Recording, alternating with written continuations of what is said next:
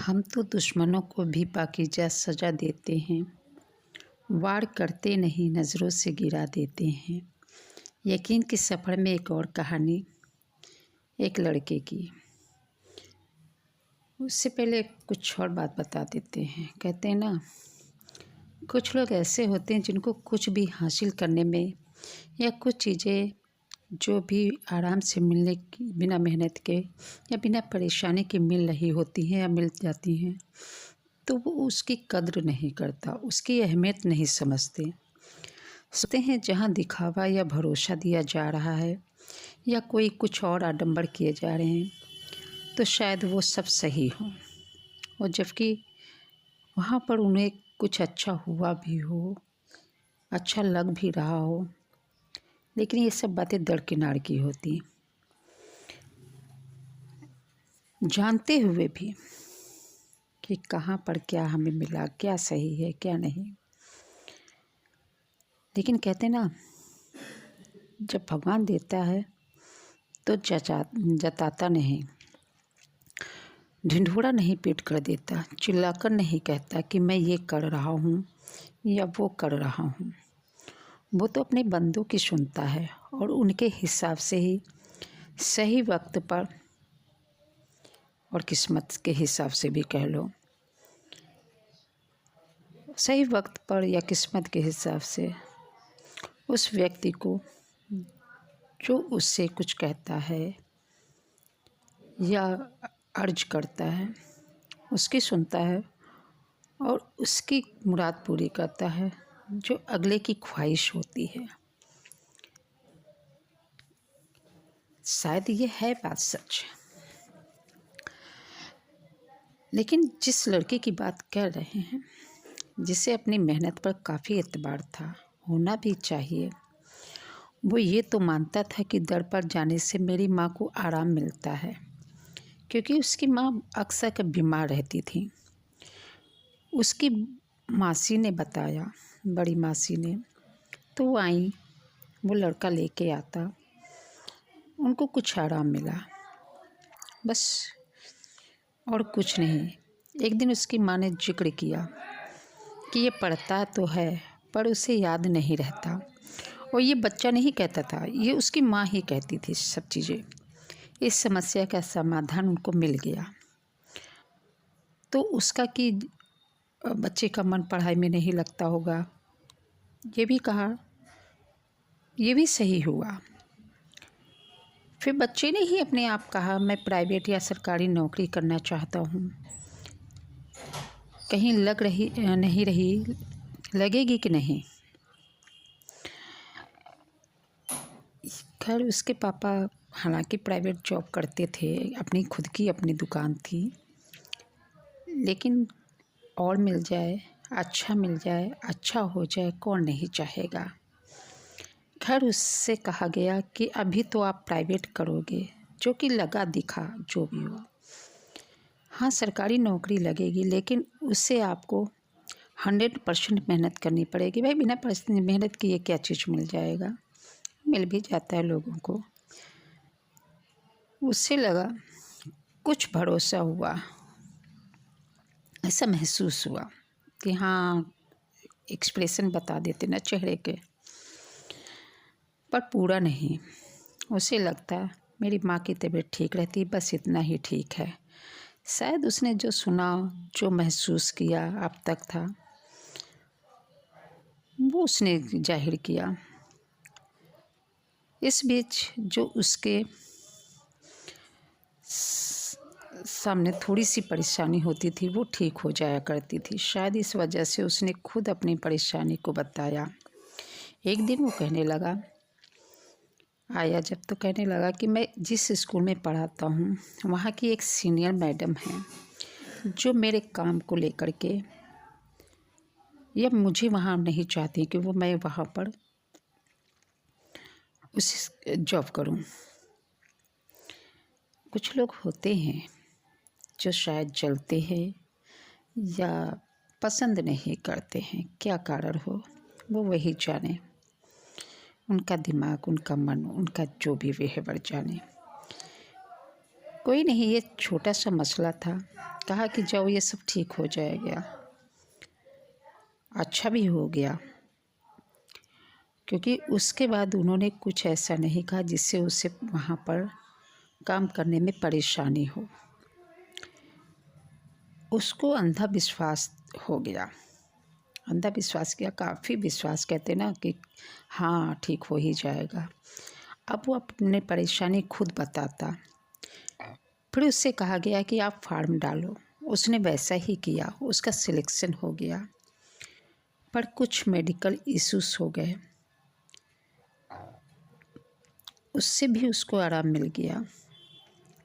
क्योंकि पुलिस हो या आर्मी, कुछ जगह अलग अलग जगहों के अलग अलग नियम होते हैं।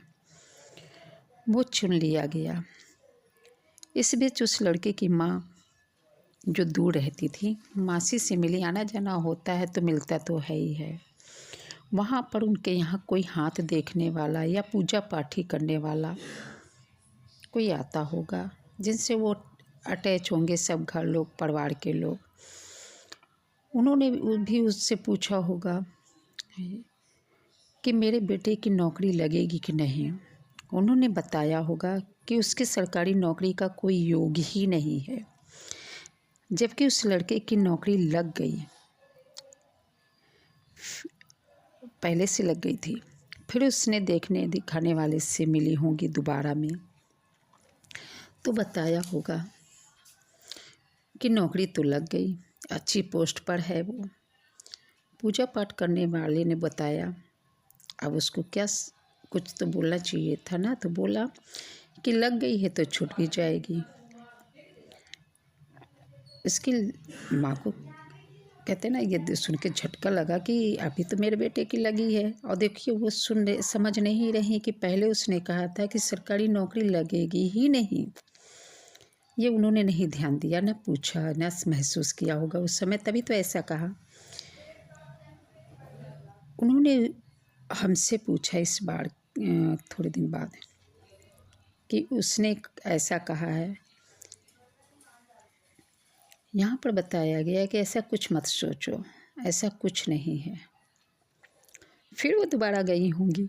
अब मन है, अशांत है, या जो भी कह लो, सब पूछ रहे तो हम पीछे कैसे रह जाए। मेरे बारे में भी कुछ मालूम होना चाहिए। इंसान पूछने लगता है, जानने लगता है, एक दो बातें सच भी हो जाती है। ऐसा नहीं है कि उन्होंने उससे फिर पूछा। और कुछ लोगों को ऐसा होता है ना कि मेरे पास बार बार आ रही हैं, मुझसे बार बार पूछ रही हैं। अपने आप पर गुरूर आ जाता है। अगर जो कुछ सही हो जाता है, गुरूर का सुरूर बहुत गलत होता है, अच्छा नहीं है। उसने उस सुरूरता में ही कहा, जो गुरूर भी हो, जो भी हो कह लो, अपने जानकारी के हिसाब से कहा होगा, उसका जो जैसा जानता होगा। उसने उनसे कुछ और नहीं कहा, तो सोचा कि हो सकता है उनकी दुखती रग पर उसने कुछ जान लिया हो, या दुखती रग पे उंगली रख दी, या भाप गया हो कुछ। उसने उनसे कहा, उसकी माँ ने कहा, कुछ पूछा होगा, तो उसने कहा कि तुम्हारे लड़के का 1 महीने के अंदर अंदर एक्सीडेंट हो जाएगा और वो नहीं रहेगा। अब तो माँ बेबस हो गई। उन्होंने उस देखने वाले या भविष्य बताने वाले, जो भी हो, के चक्कर में आ गई।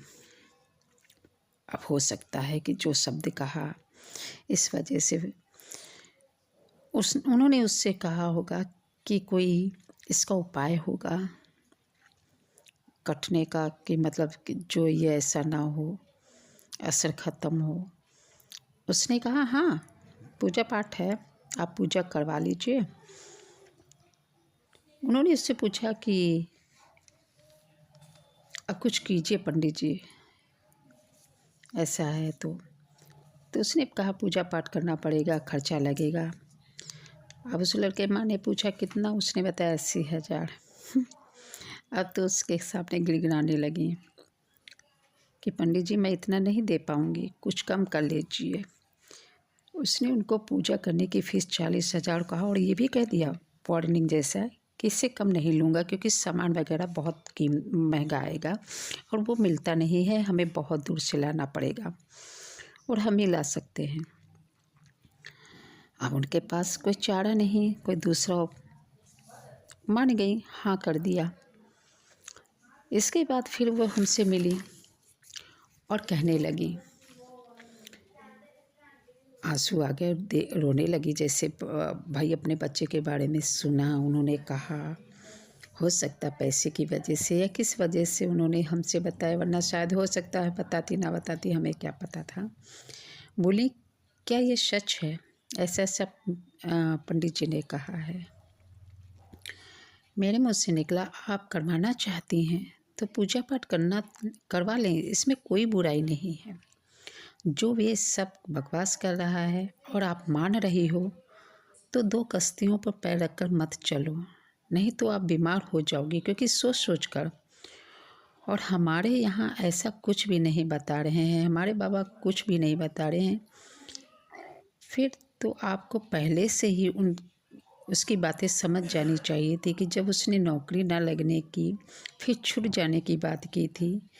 इसलिए जो देखने वाले अच्छे दड़ों के लोग सख्त मना कर देते हैं कि दड़ एक पकड़ो, ठीक ना लगे तो दूसरे जगहों पे जाओ। क्योंकि आप क्या कैसे कर रहे हैं, दूसरा कैसे करेगा, फिर शक्तियों का टकराव हो जाता है।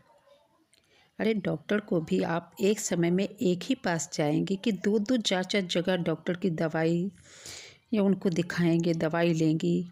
ऐसा तो नहीं है ना। ये बात थी, या 40,000 का झटका क्या था। आज भी वो क्या, उसकी वो बहन जिनके यहाँ का वो प्रॉपर पूजा पाठी था, उन्होंने भी उसे अपने घर आने से मना कर दिया।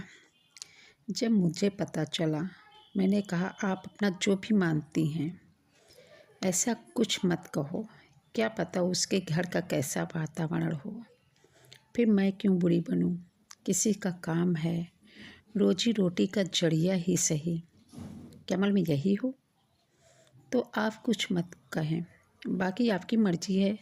मैं तो अपने बाबा जी की सेवक हूँ, उनकी मर्जी के आगे नतमस्तक हूँ, हमें अपनी थोड़ी ना चलनी।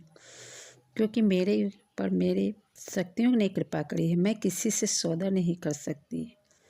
वो उनके बंदे आते हैं, उनके हैं, मैं तो एक खुशनसीब जरिया हूँ। वो तो मुझे, मेरे को, मेरे परिवार को देख सुन रहे हैं, क्या करती हूँ क्या नहीं करती, उसका हिसाब वो सब देख रहे होते हैं। करता वो है, मैं अपना कर्म करती हूँ या मुझसे कर्म करवाते हैं। शायद हमारे भी कर्म गलत रहे हों, सेवा करने का अवसर दिया है तो सेवा करते हैं। हम लोग ऐसा नहीं कुछ कह सकते ना। जो शक्तियाँ खुद ब खुद किसी पर अपना कृपा करती हैं, वो ऐसा कुछ नहीं करवाती हैं कि तुम अपनी मर्जी से करो। मर्जी उनकी, तो मेरी मर्जी तो मेरी नहीं है ना। लेकिन अब वो समझ गई हैं, अब नहीं पूछती। और तब से लगभग 2 साल हो गए, कहाँ वो एक ही महीने में उस बच्चे का रफा दफा कर रहे थे। 2 साल हो गए उनके बताए हुए, 2-2.5 साल। ऐसा किसी से नहीं कहना चाहिए। कहते ना, अगर जो कहते भी होता भी है तो भी इंसान घुमा फिरा के बात करता है, ना कि ऐसे किसी माँ से कहता है। डॉक्टर जानता है कि मरीज़ ठीक होगा कि नहीं ठीक होगा, तब भी कहते हैं कि धैर्य रखो, धीरज रखो, भगवान से प्रार्थना करो, हम अपना कर्म कर रहे हैं, हम अपना कर रहे हैं, ठीक हो जाएगा, ठीक हो जाएगा। ऐसे नहीं भगवान को दूसरा भगवान कहते हैं। डॉक्टर को भगवान के बाद दूसरा जरिया दिया जाता है, नाम दिया जाता है। तो ऐसा किसी को किसी से नहीं कहना चाहिए। मुझे कहते ना, मुझे खुलूस से जीतो, मैं कोई जंग नहीं हूँ, मेरे वजूद में इंसानियत की खुशबू है। बस इतना ही आज के एक इन सफ़र में। और ये कहानियाँ सच हैं, अपने आसपास इर्द गिर्द की हैं, झूठी नहीं है। हाँ ये ज़रूर है कि जो जहाँ की हैं अच्छी लगी, बता दिया। इसमें कोई बढ़ावा चढ़ावा नहीं है किसी तरह का।